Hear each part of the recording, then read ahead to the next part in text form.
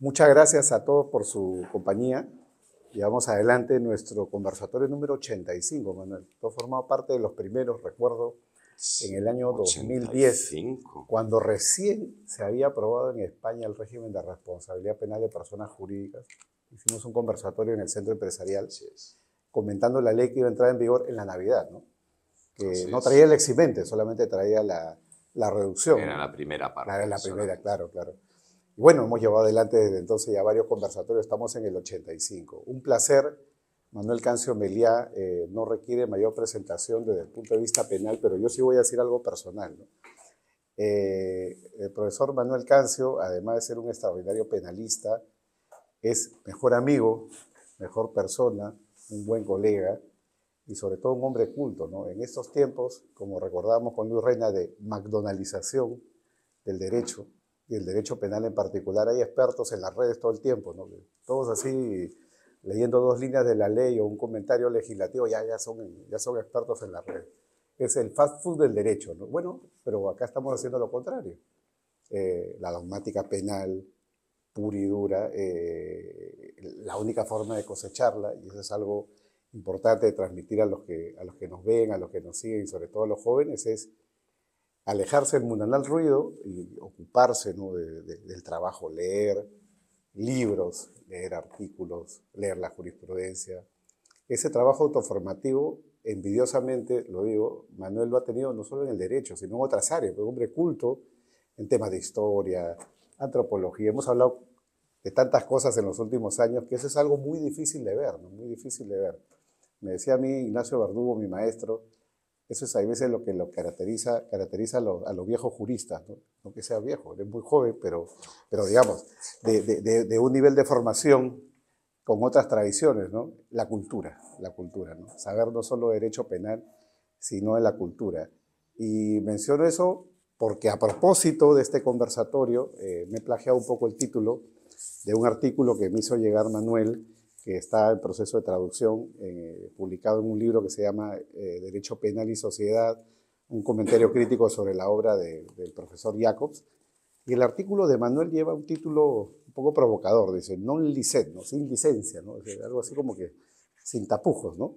Y comenta, ¿no?, sobre el estatus de la política criminal en la teoría del derecho penal del profesor Jacobs, y hablando de cultura, termina con una cita de Francisco de Quevedo, del siglo XVII, ¿no? Diciendo, si algo malo ha de decir, que salga de mi boca. ¿Por qué? Porque Jacobs es quien ha caracterizado el derecho penal, y pensando en un ejemplo, el derecho penal del enemigo de la forma más cruda en la descripción. Podemos discrepar en si eso debe ser juridificado o no, ya lo hemos hablado hace un momento, pero la aproximación que hace Manuel es esa, y rompemos fuegos con él hablando de ese valor de la política criminal dentro de lo que es la construcción de Jacobs, que en verdad es el punto de provocación para hablar de otras cosas, ¿no? Para hablar de otras cosas. A contracorriente, ¿no? Si recordamos, ¿no? Si recordamos nosotros la vieja frase de von Lis, ¿no? El derecho penal es la barrera infranqueable de la política criminal. Era como la metodología al revés, ¿no? La dogmática y sus reglas y sus principios va a limitar el desarrollo de la política criminal, cuando es al revés, por lo menos en nuestra visión. Por lo menos hoy. Exactamente, en nuestra visión actual, ¿no? Manuel, muchas gracias por tu tiempo. He hecho una larga introducción, pero era importante para, como se dice, romper fuegos en un conversatorio que vamos a seguir la metodología, por cierto, muy parecida a la que tuvimos con el profesor Rossín, que es un comentario general de introducción y luego básicamente son preguntas, conversar, ¿no? Conversar sobre temas de actualidad alrededor de lo que tú planteas. Gracias, Manuel. Muchas gracias y agradezco muy especialmente tener de nuevo la oportunidad de estar en un conversatorio liderado por mi querido amigo el profesor Caro Coria. En general porque siempre está bien vernos, pero también porque me parece que este formato tiene muchas cosas a su favor y no es lo habitual. Y en la academia deberíamos usarlo más, porque no siempre hay tiempo para el seminario que dure 4 horas. Y además no es muy conveniente que este tipo de actividades se limiten en gran mayoría de las ocasiones estrictamente al ámbito académico. porque, digamos, el derecho penal no es filosofía escolástica, es un sistema social, y entonces quien no hable con los operadores, como se dice, pues no está entendiendo cuál es su función. No puede haber una teoría desligada del mundo del ejercicio del derecho, hablando de una disciplina como la nuestra. En cuanto a la problemática que propone Carlos, digamos, con la excusa de este pequeño trabajo, creo que es central en el momento actual. Tenemos, como todos sabemos, una motorización de la actividad legislativa que es extraordinariamente rápida, extraordinariamente reflexiva. Veía, por poner un ejemplo, si aparece algún asunto penal que pueda merecer la criminalización en los medios de comunicación, pues el legislador va a ser extraordinariamente ágil a la hora de comparecer en el noticiero de televisión y decir, el problema, por ejemplo, del deepfake, es decir, del material pornográfico ficticio hecho con criminalidad, sí, con inteligencia artificial, es criminal. Pues estoy seguro que pronto nuestros legisladores, en cuanto se presenten más casos de niña aparece en película pornográfica, cuando en realidad, digamos, lo único que han tomado son los datos biométricos de su cara y con eso lo proyectan en un cuerpo que no existe, que ha sido inventado por la inteligencia artificial, ¿no? Y parece ser que hay apps que ya funcionan. Bueno, pues el legislador rápidamente va a intervenir, estoy seguro que lo hará pronto, además seguramente con penas desproporcionadas, y el correspondiente ministro, la correspondiente responsable política, diciendo nosotros estamos pendientes de defender los derechos de las niñas que están siendo atacados. Pero en 20 años el legislador peruano, y podría poner muchos ejemplos españoles, por supuesto, pero ya que estamos aquí, pues no ha tenido tiempo de sustituir las referencias a la legislación concursal en el artículo 209, que es un artículo que se ha convertido, afortunadamente tiene una cláusula de adaptación, pero es un artículo de historia del derecho, pues se refiere a procedimientos que no existen desde el año 2002 en el Perú. Entonces, un legislador hiperactivo cuando se trata de intentar y a la hora de hacer su trabajo con cierta seriedad, nada. Entonces, en este contexto, una legislación muy desigual en cuanto a su calidad técnica adquiere especial relevancia la cuestión de hasta qué punto, cuando estamos con el gorro de jurista, con el birrete de quien está dentro del sistema, como abogado, como autoridad judicial, como integrante del Ministerio Fiscal, hasta qué punto podemos lícitamente aportar, digamos, posiciones político-criminales, ¿no? La posición del profesor Jacobs al respecto ha sido siempre en contra del consenso oficial, decir, vamos a ver, no nos creamos todo lo que decimos. Es decir, si la Constitución dice que todos tenemos derecho a un medio ambiente sano, eso no significa que realmente en el momento actual esto sea así. No nos creamos nuestras propias mentiras normativas, por así decirlo. Entonces, de ahí que, digamos, en el caso más extremo, pues el derecho penal enemigo, es decir, la Constitución está suspendida en materia de terrorismo, y eso es un hecho. Eso es un hecho. Ahora, la cuestión es, ¿qué hacemos a partir de este hecho?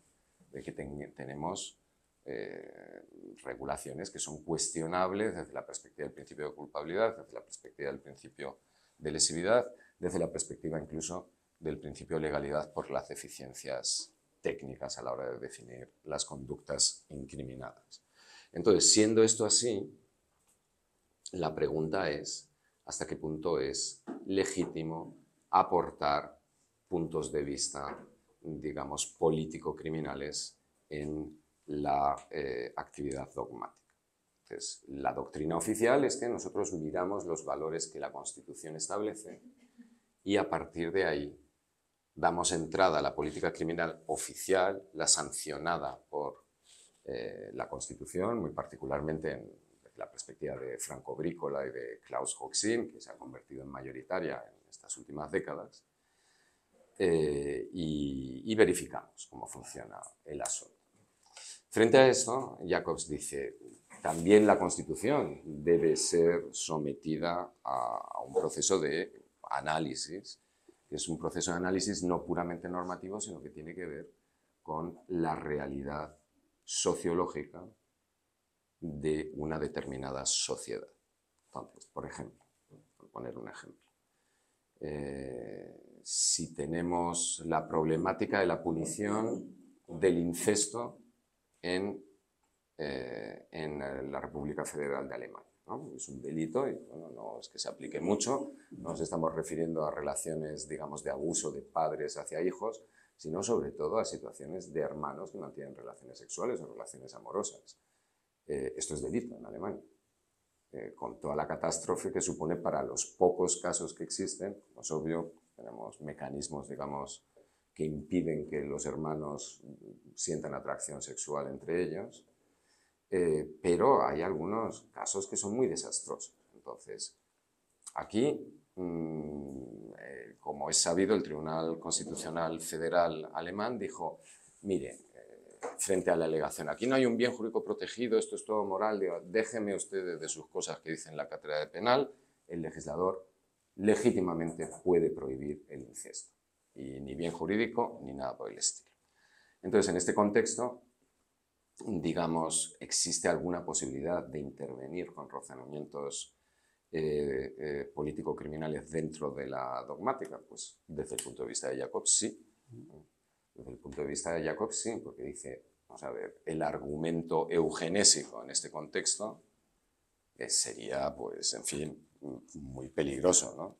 Primero porque no existen datos que permitan afirmar que necesariamente siempre los frutos de la concepción entre hermanos van a tener problemas genéticos y bueno, porque existe la ciencia médica. Entonces, Jacobs, digamos, llega aquí a un análisis, a pesar de que él es restrictivo con la idea de introducir valores constitucionales, pero dice, esto es mentira, es un tabú, es hipocresía solidificada en la ley penal. Y también dentro, digamos, de la aplicación de normas que no se pueden considerar directamente ilegítimas, pues Jacobs tiene opinión. O sea, es que él, digamos, pretende, con todas las dificultades que eso conlleva, decir, yo solo llego hasta donde llega la realidad social. Pues, por ejemplo, pensemos en el problema tan conocido, porque tiene una gran presencia en la jurisprudencia de la Corte Suprema de Justicia de la República, de la autopuesta en peligro de la competencia de la víctima. Pensemos, por ejemplo, en esa resolución suprema de 2017, creo, que dice que en la estafa, en fin, que la víctima, la supuesta víctima, la posible víctima, debe procurar en el ámbito de sus capacidades tener en cuenta qué es lo que se le está proponiendo y que si el engaño en última instancia es muy burdo, no podemos estar ante un delito típico, una conducta típica de estafa, ¿no? Y ha llegado muy lejos, mucho más que la actual posición del Tribunal Supremo Español o del Tribunal Supremo Federal Alemán, la Corte Suprema de Justicia a la hora de ser muy exigente con el ciudadano, ¿no? Con el ciudadano que puede llegar a ser víctima de un engaño más o menos transparente, ¿no? Entonces, en este contexto, tener una posición en un sentido o en el otro, por supuesto que se puede, digamos, vestir con principios jurídicos, el principio de autorresponsabilidad, de libre desarrollo de la personalidad, que en última instancia implica el reconocimiento de que debe existir un sinalagma entre la libertad de organizarse, en este caso económicamente, y asumir las consecuencias de esa libertad de organización. Pero, en última instancia, ante lo que estamos, se sostenga una posición más o menos favorable a la exclusión de la tipicidad, es decir, pura dogmática, en el plano de la teoría del tipo, de la subsunción, pues se está haciendo política criminal. Porque se trata de interpretar, como dice Jacobs, el espíritu del tiempo. El espíritu del tiempo, que esto es una expresión de Hegel, para saber hasta dónde podemos llegar, no solo estamos en el mundo de los principios, sino tenemos que concretarlo para el momento en el que nos encontramos en este momento actual. Y eso no solo debe hacerlo el legislador, sino que debe hacerlo cualquiera de los operadores jurídicos. Por lo tanto, también, y hay muchos ejemplos que menciono en este trabajo, en donde Jacob diciendo, no, mire, nosotros no estamos para hacer aquí política, porque eso es asunto de los políticos. Pero es inevitable en el momento de la actividad dogmática, puesto que deben integrarse los conceptos y la ley no prevé soluciones para todo. Como todos sabemos, eso es un sueño de los gringos cuando hacen su Model Penal Code y te ponen una definición de dolo de media página que no sirve absolutamente para nada, como es lógico, porque nosotros ya lo sabemos desde el siglo XIX, las enumeraciones casuistas no dan mayor seguridad jurídica, sino lo que producen son caos. Si no pensemos en el artículo 198 del Código Penal peruano, de la administración fraudulenta, con esos 9 numerales que dejan más agujeros que non queso Gruyère.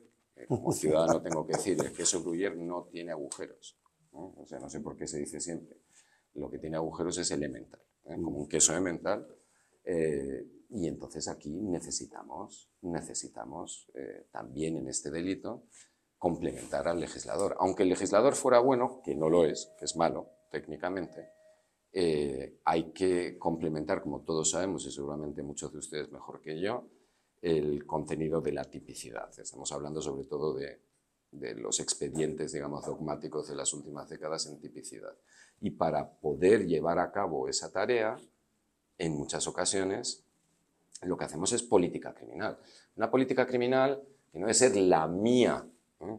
Porque como juristas no estamos aquí para llevar, digamos, nuestra propia agenda político-criminal, sino el intento de interpretar la realidad social, de comprender el espíritu del tiempo y adaptar la legislación penal en el marco que el principio de legalidad permite a esa realidad. Y desde mi punto de vista, Jacobs en esto es más sincero, menos pretencioso quizás de lo que es la doctrina oficial o mayoritaria, pero también, por supuesto, que hay espacio para la política criminal en la dogmática de Günther Jacobs. Y yo con esto me interesa mucho más escucharles a ellos. La idea era tener una introducción y a partir de ahí iniciar el conversatorio. No hay un orden, así que quien quiera intervenir, si no por defecto lo haré yo, para empezar, como prefieran. Tucho Reina. No, por favor, adelante. Adelante. La presencia y compartir con nosotros su sapiencia. Carlos lo dijo bien, ¿no? Es una persona que además ha transcurrido por tópicos del derecho penal que son bastante, ¿no?, variopintos, ¿no?, que permiten esa cercanía, esa base en lo que hoy día parece ser una realidad cuando los sistemas dogmáticos van, ¿no?, uniéndose, ¿no? Por ahí va un poquito mi pregunta, ¿no? Hacía referencia al Código Penal modelo norteamericano, es un modelo situacionalizado, pero que parece expandirse, ¿no? Las diversas legislaciones parecen, ¿no?, ir adaptando, no sé si bien, o sea, asumiendo algunas fórmulas que provienen tanto en materia de derecho penal como de derecho procesal penal, que provienen de Norteamérica, ¿no? Y que es un sistema basado en el case law, ¿no?, el sistema, ¿no?, precedente, ¿no? Es un sistema que la práctica se está difundiendo mucho en el Perú porque la Corte Suprema aparece con precedentes donde fija posiciones claras respecto a determinados puntos de la teoría del delito o del proceso penal en particular, ¿no? Incluso enfrentándose con el Tribunal Constitucional, como hemos tenido hace poco con el tema de la prescripción.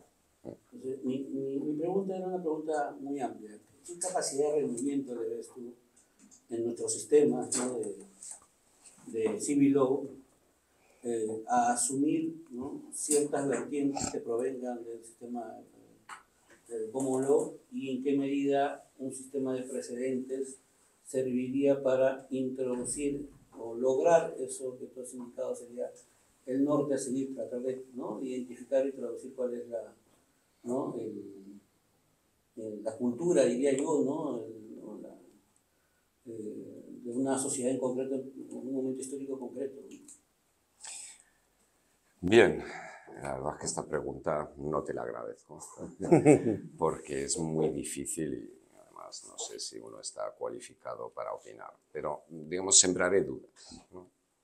Es cierto que históricamente, y la situación aquí es un poco distinta en Inglaterra y Gales que digamos, lo que uno alcanza a ver de los Estados Unidos, que contiene realidades jurídico-penales muy, muy distintas. Por lo que yo sé, el derecho penal de Luisiana y el derecho penal de Wisconsin se parecen como un huevo a una castaña. O sea, es un mundo muy amplio. Pero, digamos, mi impresión general es que el precedente va perdiendo peso porque, especialmente en los Estados Unidos, porque ahora sí empieza a haber, digamos, mucho elemento legislativo. Y lo que ocurre con la legislación es que, digamos, con todo mi respeto y mi admiración hacia los colegas norteamericanos, digamos al norte del Río Grande, bueno, México también está en Norteamérica, es que es un poco ingenuo, primitivo y que no tiene en cuenta la experiencia europea. Cuando digo europea, quiero decir del conjunto de los países del sistema del civil law a la hora de intentar legislar. Porque siempre decimos, no, es que nosotros estamos en el sistema del principio de legalidad, es lo que diga la ley, pero ¿qué es culpa? El legislador, con mucha razón, no nos dice qué es culpa. Eso nos lo deja a nosotros. Vamos, a nosotros, a los jueces, a los profesores, a los letrados, a las fiscales. Mientras que en los Estados Unidos, en muchos estados, tienen la pretensión de definir lo que es dolo, lo que es infantil, ¿no? Sobre todo teniendo en cuenta que en el siglo XIX ya existió este intento de poner todo, o sea, la idea está interesante en su momento, pero que tiene 200 y pico años, de que el juez n'est pas que la bouche qui prononce les paroles de la loi de Montesquieu, es decir, el juez no es más que la palabra, que la boca que pronuncia las palabras de la ley. Bueno, eso es una pretensión que la teoría del derecho y el sentido común y la práctica, incluso en derecho penal, vinculado al principio de legalidad, ha demostrado que es absurdo. Siempre hay creación judicial de derecho. Y por lo tanto no intente usted hacer definiciones. De tal manera que la idea esta literalista del principio de legalidad, que hay más garantía si escribes mucho, pues es muy primitiva. Lo que estoy 100% de acuerdo es que nuestros legisladores, por razón de copiar a veces lo que hacen en el mundo anglosajón, angloamericano, y a veces también en el caso de Europa porque existen mecanismos de armonización en donde, claro, digamos, la Unión Europea, siendo la competencia penal, ya, digamos, no teniendo una competencia penal propia, tiene una serie de materias en donde le dice a los estados, y eso puede llegar a suceder en el futuro también en Mercosur, por ejemplo, si Mercosur evoluciona, aunque ahora, claro, con mi ley no se sabe, pues da unas instrucciones a los estados, ustedes tienen que castigar esto para evitar el forum shopping, ¿no? La elección, la conveniencia de la jurisdicción que tenga, digamos, la regulación más laxa, menos incriminación. Entonces, aquí pues se da una serie de instrucciones muy largas, ustedes, esta conducta debe estar castigada por lo menos con esta pena máxima, mínima, ¿no? Esa es la técnica que utilizan. Entonces tenemos legisladores como el español, ignorante, desidioso, vago, que dice, hombre, ya está, además en español, ¿no? Es una lengua obviamente oficial de la Unión Europea, ya tenemos aquí estas instrucciones que están dirigidas al legislador. O sea, léaselo, compréndalo, consulte su código, usted está cumpliendo con este estándar. Y lo que hace el legislador español y otros es control C, control V. Hombre, si repito las palabras de Bruselas, no puede estar mal. Pues sí, está mal, haz tu trabajo. Bruselas no está legislando. Lo que te está diciendo es cómo tiene que ser tu legislación. No se puede copiar. Entonces, esto lleva a este literalismo, que el ejemplo que mencionábamos antes, el artículo 198, la administración fraudulenta, pues genera lagunas y problemas. Y si no estuviera el número 8, que dice, bueno, usar los bienes de la empresa en interés que no sea de la persona jurídica, que es un poco cláusula general, digamos, que en contra de lo que pudiera parecer, no está claro que nuestro entendimiento del principio de legalidad sea tan literalista, porque los legisladores del siglo XX ya no pretenden definir qué es exactamente el dolo. Lo hemos visto con el principio de la tentativa, la idea de querer atar aquí las cosas sin un desarrollo teórico, digamos, más rico, pues es imposible. Entonces yo diría que aquí, de nuevo, y conecto con lo que se decía al principio por parte del profesor Caro, pues aquí es obvio que en cuanto peor sea la legislación, muy mal para el Estado y muy bien para el abogado. Defensor. Sí. Más trabajo. Eso es. Más intervenciones, preguntas, comentarios. Lo rompo con uno. Mira, hablando de la política criminal en Jacob, ¿no? Cuando nosotros leíamos, ¿no?, los primeros artículos de Jacobs, gracias a tus traducciones, por cierto, tú eres uno de los primeros traductores del profesor Jacobs. No para el profesor Caro, lo lee en alemán. Y lo importante iba para nosotros en marcar el territorio, ¿no? Ese binomio Roxin-Jacobs en verdad no existe, ¿no? Siempre en Latinoamérica es Jacob Roxin, Roxin Jacob, por ahí Escher de vez en cuando, Kinhoisa. Y el mundo alemán es muy grande, ¿no? Es muy grande. Y desde luego que la perspectiva del profesor Jacobs, que por cierto, la primera edición de su manual fue precisamente comentado por Roxin, ¿no? En un artículo, ¿no?, donde decía que iba a marcar, digamos, el terreno o el derrotero, el derecho penal del siguiente siglo, es decir, el siglo XXI.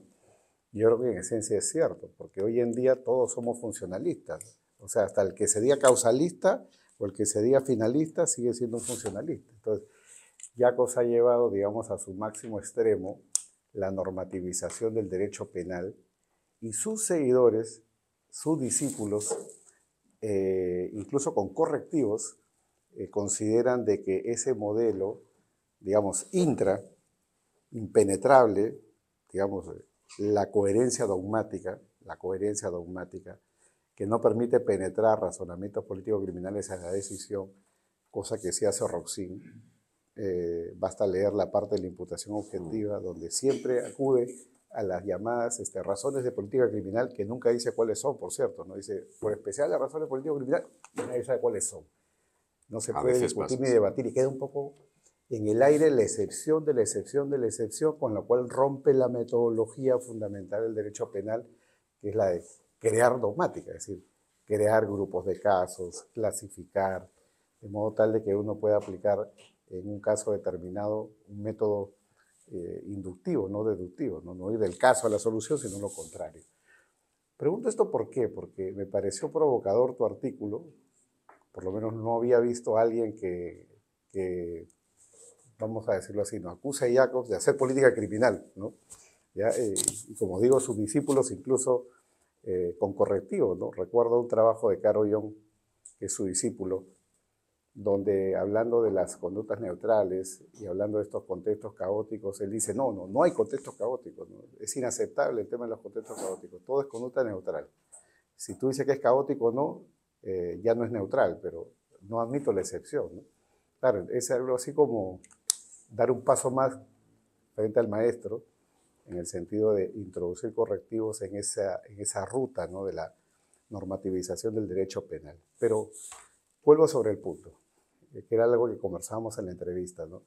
Si Jacobs parte de un modelo de derecho penal que es un reflejo, un espejo de la sociedad, y la sociedad, en estos tiempos, como hablamos hace un rato, ya tiene, digamos, un no sé si decirlo así, un estado actual, ¿no? De valores, principios, ¿no?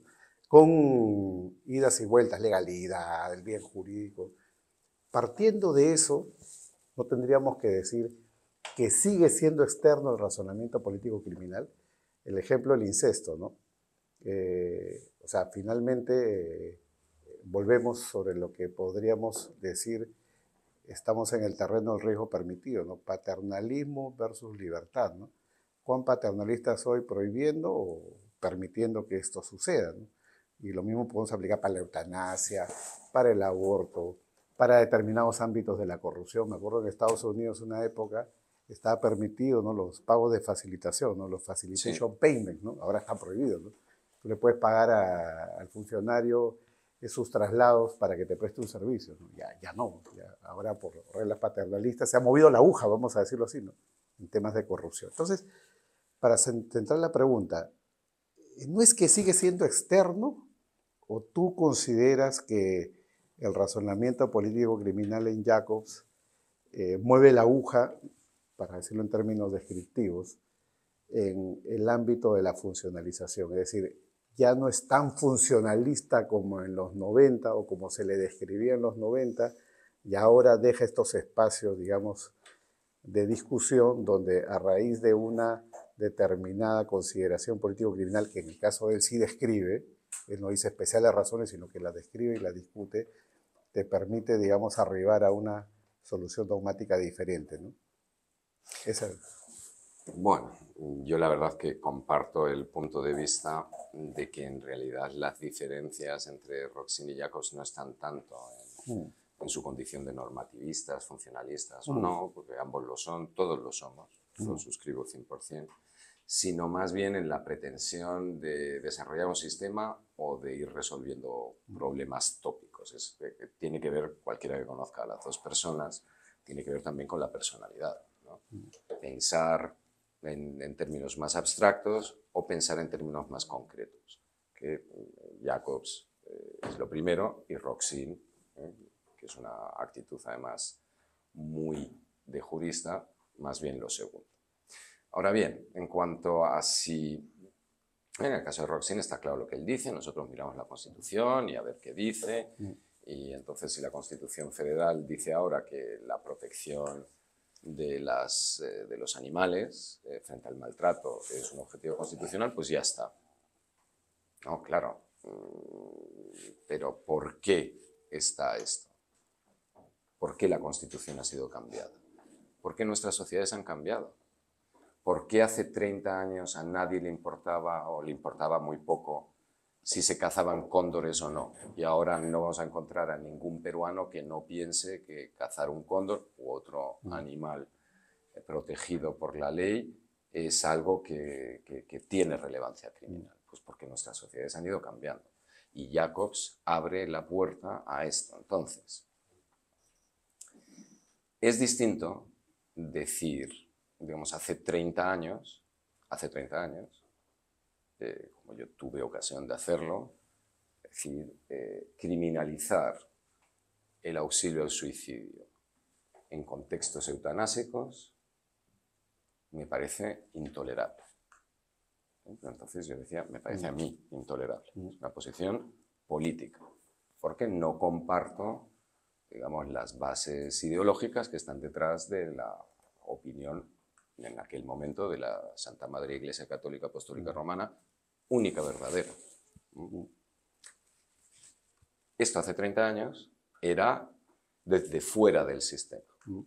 Hoy en día, una observación de la realidad, y hablo ahora de Europa y particularmente de España, te muestra que, digamos, el problema ya no se plantea en España porque tenemos una regulación de la eutanasia, ¿no? Pero antes de que existiera, los márgenes que tenía el artículo 143, que es en donde se regula el auxilio al suicidio, pues uno podía constatar que en la práctica, se había empezado a administrar la eutanasia. de una manera subrepticia. De tal manera que los médicos no lo llamaban eutanasia, pero lo llamaban sedación terminal, ¿no? Cuando el sufrimiento del paciente era demasiado intenso, igual hace 30 años, pues he dicho, el Señor nos lo ha dado, el Señor nos lo quita, y bueno, esto hay que asumirlo y punto.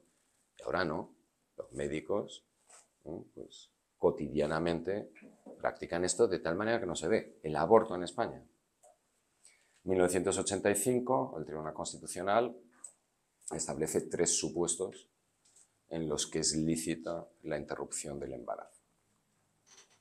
Digamos, cerrando, para eso sirven los tribunales constitucionales, digamos, un debate en donde hay convicciones muy profundas por parte de distintos grupos sociales en un sentido o en el otro, ¿no? No a favor o en contra del aborto, porque eso es, digamos, esto es propaganda, es fake news. Nadie está a favor del aborto. O sea, ¿quién puede decir yo estoy a favor del aborto? No, estamos a favor o en contra de criminalizar el aborto, metiendo en la cárcel a las mujeres u obligándolas a acudir cuando quieren interrumpir el embarazo a sitios en donde no se les va a tratar conforme a la ciencia médica prescribe. Entonces, ¿qué es lo que pasó? Desde 1985, la sociedad española fue cambiando,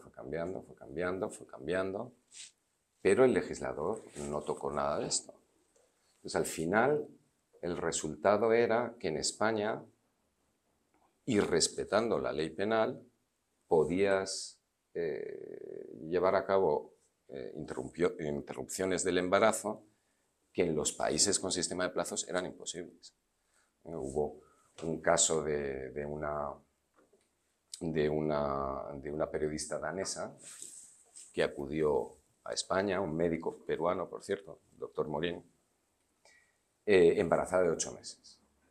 Y le dijo, quiero interrumpir este embarazo. 8 meses, esto ya no es interrumpir el embarazo, esto se llama infanticidio. En Dinamarca, que tiene regulación de plazos desde que el mundo es mundo, desde hace mucho tiempo, pues eso no se puede.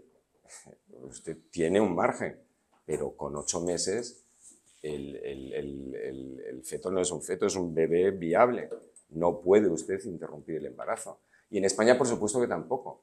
Pero por la vía de hecho, y con los príncipes de la Iglesia Católica mirando justo en la otra dirección, lo que había pasado es que se metía el 99% de los supuestos por la cláusula de la salud mental. O sea, una estudiante mía hizo la prueba, preparando un seminario, su ponencia, va a una clínica privada, porque en los hospitales públicos, por supuesto, se respetaba la ley, y dice, no, que quiero abortar. Muy bien, pues pasas ahora con la psiquiatra y cuesta tanto dinero. ¿Cómo que pasas con la...? No, bueno, pues haces ahí un papel, tal. El papel, la psiquiatra iba a firmar un papel en 2 minutos diciendo que esta mujer, su salud mental estaba muy gravemente afectada, en peligro por el hecho de llevar adelante el embarazo. O sea, hipocresía con mayúsculas. Un buen análisis dogmático tiene en cuenta cuál es la situación de una determinada sociedad. Te puedes equivocar a la hora de interpretar la realidad social, pero cualquiera podía ver que debajo de esta hipocresía de mirar hacia otro lado y de montar mucho escándalo, en realidad la sociedad española había cambiado y que el tema interrupción del embarazo ya no venía establecido en parámetros del eje derecha-izquierda. Que uno puede ser muy de derechas y no querer que tu hija tenga que tener un hijo con 17 años. Porque la influencia de las ideas que están detrás han desaparecido, o sea, disminuido de una manera muy notable. Por eso el Tribunal Constitucional Español, el sedicente Tribunal Constitucional Español, estuvo 12 años, hasta el año pasado, 12 años, con el recurso contra la ley de plazos pendiente, un recurso que había planteado la derecha política española. O sea, había puesto el recurso de inconstitucionalidad y después había llamado a sus amiguitos del Tribunal Constitucional, a sus esbirrillos, y decir, pero no saquéis la sentencia, porque no queremos que esto se cambie. Tenemos que hacer el paripé, tenemos que hacer como que estamos en contra, pero no queremos que salga la sentencia porque hay muchas personas, son votantes nuestros, que no quieren que la policía se meta en sus abortos y el derecho. Entonces, conclusión, es mucho más importante de lo que parece para la evaluación y la interpretación dogmática de las normas decir, vamos a ver, no creamos todo, no nos creamos nuestra propia hipocresía. Vamos a ver cuál es la situación social real. Y yo creo que esto es un acceso más difícil, pero más sincero que decir, no, miramos en la Constitución. ¿Constitución qué nos dice sobre la interrupción del embarazo? Pues nos dice que la vida es importante, pero no nos dice a partir de qué momento. Entonces yo creo que es más fácil hacer política criminal de este tipo, no frontal desde fuera, sino desde dentro, con Jacobs que con Roxy. Excelente. Muchas gracias, Manuel. No, Más claro. intervenciones, por favor, preguntas, comentarios. No sean tímidos, por favor, acá. Adelante. Bueno, buenas tardes. Buenas tardes. Bueno, quería hacer una pregunta en atención a las últimas modificaciones, algunas reformas legislativas que hemos tenido en el Perú. El 13 de noviembre de este año entró en vigencia la Ley 31.745, que modifica la Ley 30.424 de responsabilidad penal de las personas jurídicas y amplía el catálogo delictivo empresarial por los cuales pueden responder. Uno de los delitos, digamos, que ha llamado mucho la atención o de los más interesantes tiene que ver con la posibilidad de que la empresa pueda responder por el delito de afiliación a una organización terrorista. Entonces, la pregunta es, primero, por un lado, si bien esta iniciativa responde también a una decisión político-criminal de hacer frente a la criminalidad empresarial, la cuestión es si es que puede o no ser viable en tanto resista una revisión dogmática, es decir, tenga un adecuado soporte dogmático para aplicar esta medida, o por el contrario, únicamente es una, digamos, implementación irreflexiva o una implementación que no tiene un sustento dogmático claro, ¿no? Bueno, la verdad es que no conozco, gracias por la pregunta, no conozco esta modificación, de tal manera que tengo que especular. Digamos, la línea evolutiva es que cada vez entran más delitos para la posible responsabilidad de las personas jurídicas. En España ha sido así. O sea, cada vez más, cada vez más, cada vez más.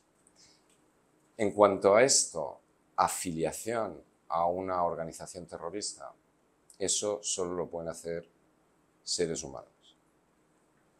Una persona jurídica puede ser responsable de financiación de una organización terrorista, pero ser miembro de una organización terrorista es un acto de relevancia política, por lo tanto solo es accesible a las personas que participamos en política. Lo contrario es peligrosísimo desde mi punto de vista. Y creo que en ese sentido, así a bote pronto, la verdad es que me parece efectivamente una criminalización irreflexiva contra el terrorismo. Sí, pero vamos a ver, una persona jurídica no puede ser miembro de una organización terrorista, eso tienen que ser seres humanos.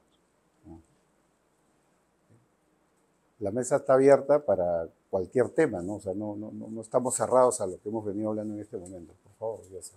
Sí, yo tengo una pregunta en general respecto a qué se está dedicando la dogmática, o qué labor, o qué se le deja a la dogmática.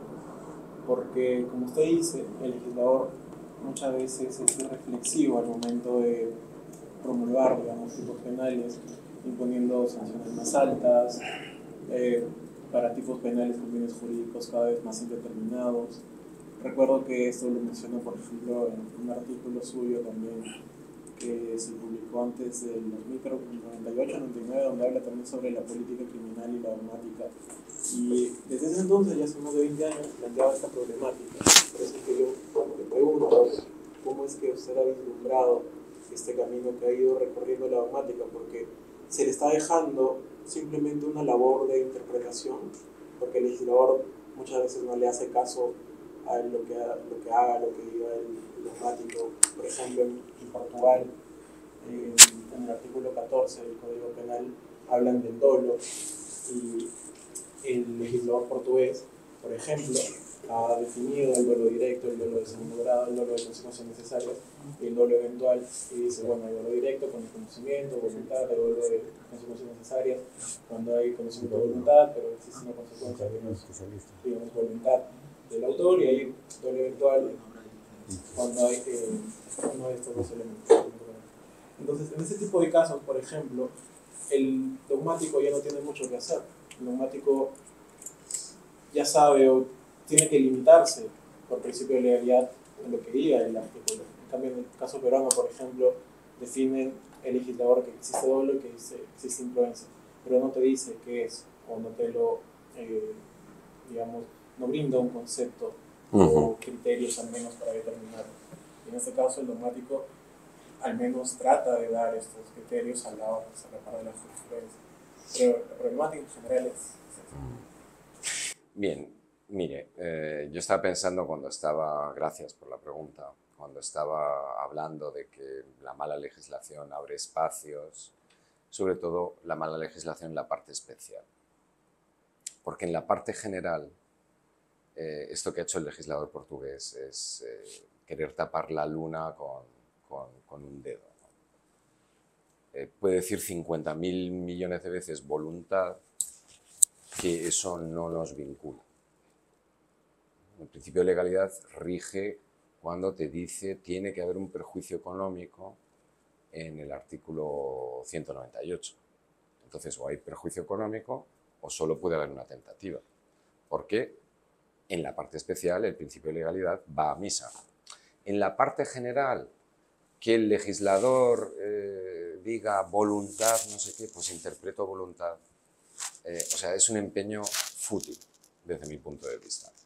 Y como nos está demostrando, digamos, la evolución estos últimos años, hablaba el otro día, creo que contigo, querido Carlos, que la imputación objetiva, que uno va teniendo una edad, de cuando uno era pequeño, de las de Roxin, pues, ¿de qué estábamos hablando todo el rato? De delitos de homicidio imprudente, de delitos de lesiones imprudentes, de delitos en donde la parte especial no hay apenas descripción, ¿no? Y entonces, pues, ¿qué significa matar o causar la muerte por imprudencia? Pues para eso necesitamos todos estos libros.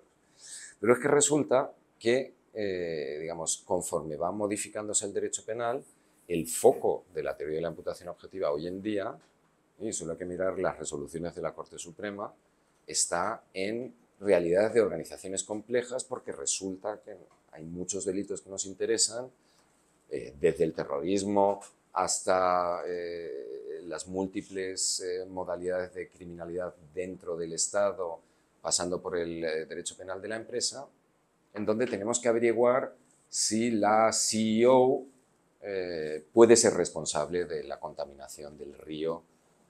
Una señora que no ha estado jamás en Madre de Dios, que está aquí en Lima en una torre trabajando, esta señora puede ser responsable de esto. Y aquí esto no hay artículo que nos vaya a decir, ni sistema de cumplimiento normativo que nos vaya a resolver la papeleta. Va a ser la dogmática. Entonces, yo la verdad es que no veo, al contrario, veo que cada vez hay más espacio para la dogmática, porque los delitos que tenemos y las configuraciones, digamos, en términos de autoría, pues cada vez son más complejas. O sea, yo veo un futuro esplendoroso para la abogacía, porque cada vez hay más derecho penal en donde uno puede pedir una minuta como es debido, no derecho penal de pobres, no derecho penal de fluidos corporales, sino derecho penal del disciplinamiento de la actividad económica, en donde, pues, en correspondencia, los ingresos son de otra característica. Y aquí hace falta cada vez más abogados creativos, letradas que le puedan contestar, digamos, con cierto mundo al punitivismo un poco chato del Ministerio Público, que al menos algunas veces se aprecia, ¿no? Por ejemplo, una cosa que llama mucho la atención, que es un defecto compartido en el Perú y en España, es la manía de, en cuanto tenemos a dos personas que algo tienen que ver con algo que puede llegar a ser delictivo, es una organización criminal, obviamente, porque eso nos amplía los plazos, porque nos permite, porque le genera más presión al decir, pero vamos a ver, contaron un caso de corrupción en el seno de la Policía Nacional del Perú, donde se trataba de, digamos, de orquestar una trenza, una conspiración, una mini conspiración de las de siempre, sobre quién pasaba a general y quién no, a cambio de dinero. Organización criminal, no, vamos a ver, autores, partícipes, vamos a convertir 4 funcionarios corruptos en una organización criminal solo porque les sirva al Ministerio Público. Entonces aquí la abogada defensora pues se va a estudiar el concepto de organización criminal y va a decir, no, aquí no hay una organización criminal. O sea, yo la verdad que no estoy preocupado por el futuro de la dogmática como ve, sino que me parece que hay... Lo que pasa es que es distinta, ya no vamos a estar hablando tanto del homicidio, pero en cambio de la violación sí. O sea, quiero decir que la sociedad cambia, también cambian los delitos nucleares, y lo estamos viendo en los delitos contra la libertad sexual, que resulta que es que no se parecen en nada a los que había antes y tampoco se parecen en nada a los conceptos que se manejan. Muchas gracias. Gracias, Manuel. ¿Preguntas? ¿Intervenciones? No sean tímidos, chicos. Disparen, disparen. Comenten. Creo que están asustados, Mucha dogmática. Mira, yo quiero complementar lo que tú has dicho, Manuel, del modo siguiente, ¿no? Y esto es algo que ha pasado en la región en los últimos, yo diría que 30 años. Ha habido muchos proyectos de inversión pública y mucha americanización del proceso penal. Entonces, se ha vendido por años, y los gobiernos y la cooperación americana en particular ha invertido mucho dinero en la formación de abogados, jueces, fiscales, en el marco de lo que es la litigación, ¿no? El contradictorio. Es decir, el tema de estar preparado para el juicio, ¿no? Y eso a mí, sin dogmática, es vacío, es un vaso. El proceso es un vaso, ¿no? O sea, un continente, no contenido, ¿no? Y todo el mundo me dirá, no, es que yo gano el caso por una nulidad, o gano el caso porque logro que transcurra el plazo y con un control de plazo cierro el proceso. Sí, claro, todo eso es verdad. Todo eso es verdad, ¿no? La mayoría de los casos se cierran por cuestiones procesales, ¿no? La pregunta es si las cuestiones procesales las administras y las gobiernas tú en función de una estrategia legal de fondo. Oye, si mi cliente es culpable, es una buena estrategia que se dilate el proceso y cerrarlo porque el plazo venció. Si mi cliente es inocente, tengo muchas más herramientas, ¿no? Una tutela de derechos para discutir los términos de la imputación. El abogado penalista que no sabe derecho penal, que no sabe dogmática penal, es más propenso a la corrupción, es más propenso a la mentira, es más propenso a las argucias, digamos, del sistema, porque, digamos, al final lo que todo el mundo dice, lo que importa son los goles, ¿no? Los goles son los que marcan, ganas o pierdes el caso, ¿no? Entonces, una formación dogmática, vamos a decirlo así, decorosa, mínima, no todos son juristas, es fundamental, ¿no? Para el funcionamiento del sistema, ¿no? Te va a depurar corrupción, te va a depurar leguleyadas, te va a depurar, digamos, todo lo que pueda significar el tratamiento o la administración de un caso, ¿no? Seas juez, seas fiscal, seas abogado, seas procurador. A veces los juristas están como en la atalaya, ¿no? Mirando qué es lo que pasa, y cuando se equivoca el juez lo critican, si tiene razón le dicen que tiene razón, pero podía mejorarlo así. Eso es bueno, ¿no? Pero ese acercamiento, Manuel, es importante, ¿no? Y voy a hacer un comparativo que desde luego no va a ser justo, pero es un comparativo, ¿no? Acuérdate tú a Pavarotti, ¿no? Pavarotti cantando en sus últimos años con los rockeros, ¿no? Popularizando. Así es. Y hay una cierta necesidad de popularizar la dogmática y que no se vea el profesorado o la actividad del jurista como algo pues muy teórico, ¿no? Algo etéreo, pues, no es verdad, ¿no? Son cosas que se tienen que aterrizar en el terreno práctico. Y creo que la habilidad, ¿no?, del abogado, del jurista, el que escucha, está en tomar los conceptos y pensar en aplicarlos, ¿no? Porque son herramientas útiles para la litigación. No sé si esto te merece un comentario, porque tú en una Sí. época de tu carrera has también no hecho abogacía en sentido estricto, sino hecho consultoría para un despacho, ¿no?, es. con el colega Carlos Gómez Jara Díez, ¿no? Así es. Sí, yo estoy muy de acuerdo con todo lo que has dicho y añadiría un dato adicional. Por supuesto que nuestros primos estadounidenses siguen teniendo, se ha muerto Henry Kissinger, Premio Nobel de la Paz. ¿Cuánta gente tienes que matar para que te den el Premio Nobel de la Paz? Ya que hablaste de Cóndor, Operación Cóndor, ¿no? Sí, claro, digo, Premio Nobel de la Paz, en fin, que descanse en paz. Entonces tienen sus intereses imperiales, por supuesto, los siguen teniendo. Lo que ocurre es que al margen de esto, tenemos que reconocer, por supuesto, todo lo que han aportado que nosotros no teníamos en términos de proceso penal adversarial, contradictorio, igualdad de armas de las partes. Pero lo cierto es que su ausencia de teoría, en particular en los Estados Unidos, viene determinado porque desde hace casi 50 años la legislación de los Estados Unidos se ha alejado muchísimo de la nuestra. Y no me estoy refiriendo solamente a la hipercriminalización sin principio de culpabilidad, sino sobre todo al plea bargaining. Aquí nos vienen a vender el juicio, Gregory Peck en To Kill a Mockingbird, el abogado que alega, que impresiona a los miembros del jurado. ¿Qué porcentaje de casos penales se resuelven así en los Estados Unidos? Por debajo del 5%. Claro.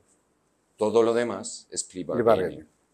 Porque y además, plea bargaining en donde aquí se sienta la fiscalía con una AK-49 y del otro lado está la defensa, que le han dado la pluma para defenderse. Entonces, claro que los abogados gringos están todo el rato con nulidades, con tal, porque no tienen otra cosa que hacer, porque con una conversación telefónica sobre una posible importación de marihuana son 20 años. Ya es conspiración. Son 20 años. Conspiracy, y entonces viene el fiscal, tenemos esta grabación. Y ahí qué dogmática ni qué argumentos sobre si ya me van a meter 20 años solo por el acto preparatorio. Entonces, ese derecho penal primitivo, ese derecho penal contrario a los principios más elementales de un Estado liberal, ¿no?, como existe en los Estados Unidos, pues no admite margen de discusión de las normas y todo esto, porque a nadie le interesa, perdón, un carajo, todo esto, porque pones encima de la mesa desde la pena de muerte y tienes la posibilidad de pedir colaboración a todo el mundo, de tal manera que tienes ya un par de declaraciones de otros coimputados. Entonces, claro, ser abogado en los Estados Unidos es muy distinto de lo que es aquí, pero de momento nuestra legislación no es así. Extraordinario. Comentarios, chicos.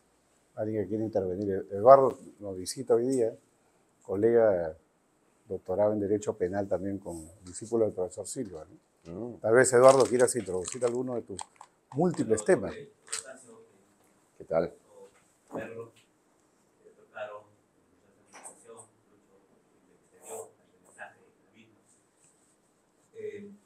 Mi pregunta es breve, volviendo a las ideas generales propias del método humanista y lado radical, ¿no?, donde uno de los grandes postulados viene a ser pues, que la pena se restablece la justicia como estrategia de la norma. Pero en la práctica, uno pone a reflexionar acerca del papel que tiene hoy en día el proceso penal.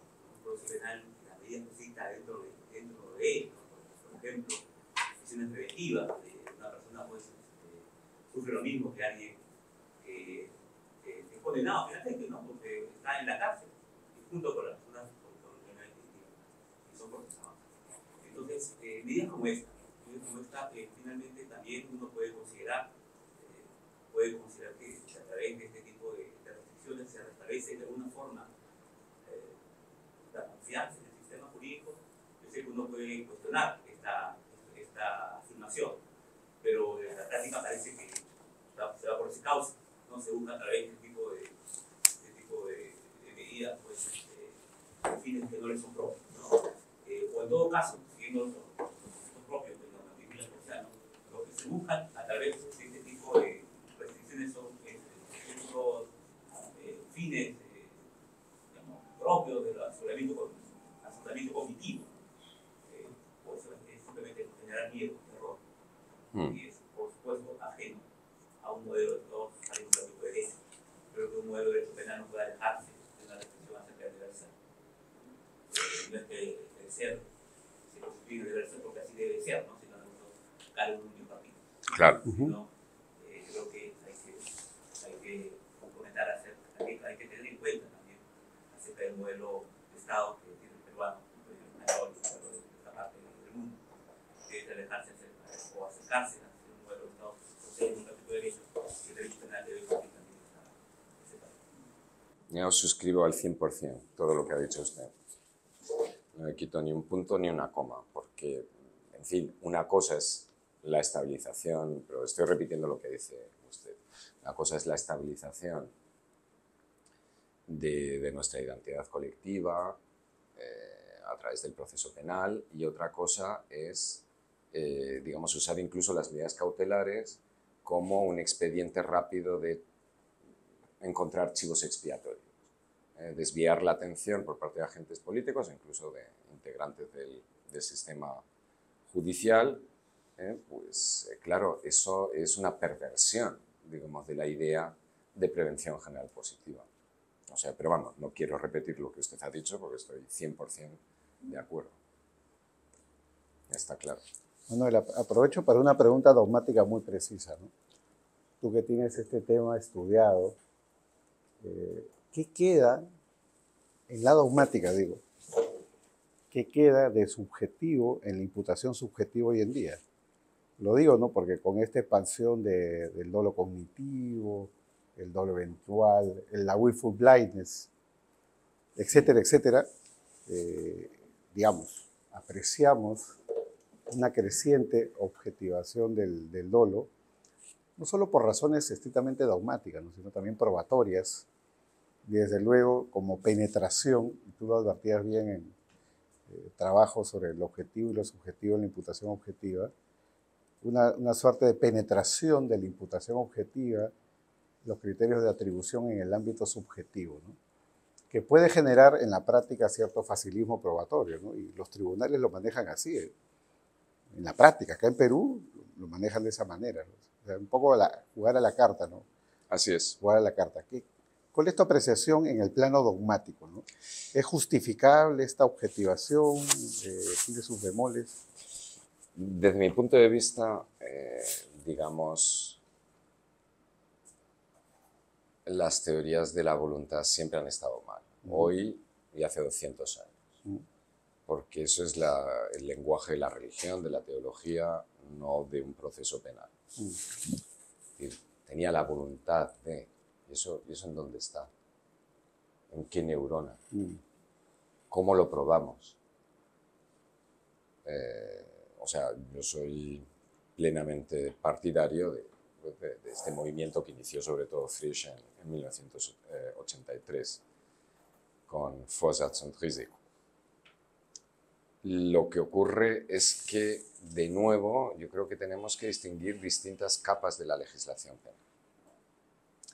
Un tribunal no va a actuar igual en un caso de asesinato a la hora de afirmar la existencia de dolo o no, porque, digamos, tiene mucho que ver con la credibilidad del autor, las declaraciones que haga, que si estamos analizando si había dolo en un delito de administración fraudulenta. Porque en el delito de administración fraudulenta los indicios no son si le tiembla la voz o no le tiembla la voz al sujeto de declarar, sino los indicios están documentados en el sistema de cumplimiento normativo, fue o no fue esta reunión, había hablado con esta persona o no. Entonces, tengo la impresión que en parte se produce este cambio, digamos, hacia una aproximación más cognitivista y por lo tanto menos, entre comillas, subjetiva, pero en parte es que distintos contextos delictivos producen distinta necesidad de subjetivación. En el homicidio, máxima. En otro tipo de comportamientos resulta que es que la distancia entre la culpa y el dolo no es tan grande, por las circunstancias, digamos, las circunstancias mismas del contexto social en el que se produce. Y yo lo preguntaba pensando en los casos de derecho penal económico, pero muy especialmente los de crimen organizado, porque como los tipos penales son tan amplios, son prácticamente unitarios desde el punto de vista de la autoría, ya no es posible diferenciar formas de participación. Y con todas estas teorías que emanan de Jacob, ¿no?, sobre la aplicación de la imputación objetiva a la participación delictiva, consecuentemente, ¿no?, una forma de entender de que esa llamada voluntad criminal conjunta o el dolo común, el conocimiento conjunto, según la teoría que tú manejas, es prácticamente anónima. Yo no necesito saber, sobre todo en una organización criminal, qué hace el otro, pero todos vamos a responder por todo. ¿No te parece que ahí tenemos problemas serios desde el punto de vista político-criminal?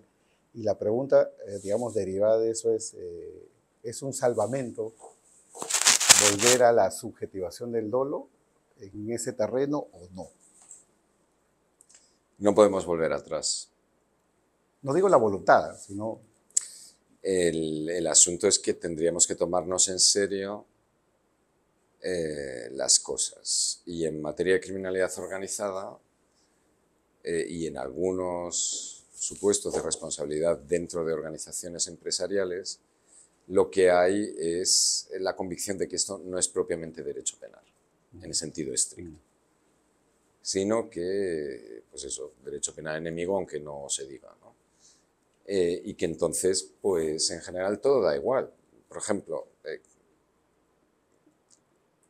uno lee cómo se afirma la membresía en una organización criminal, 2 líneas, hay una conversación telefónica entre 2 personas, punto.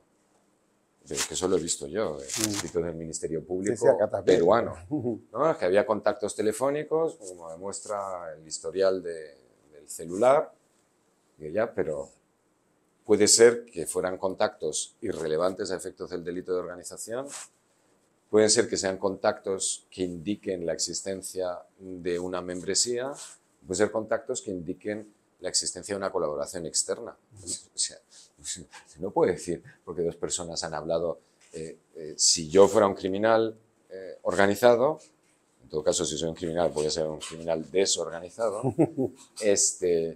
obviamente mi madre me llama con cierta frecuencia por teléfono, o sea, ¿pero qué es esto? Hagan su trabajo. Yo aquí, en el Ministerio Público, en la policía, y no piensen que es que tenemos 2 estándares de derechos, y en criminalidad organizada pasa muchas veces que, en fin, en el fondo tampoco importa tanto porque son muy malos, ¿no? ¿Alguna pregunta adicional?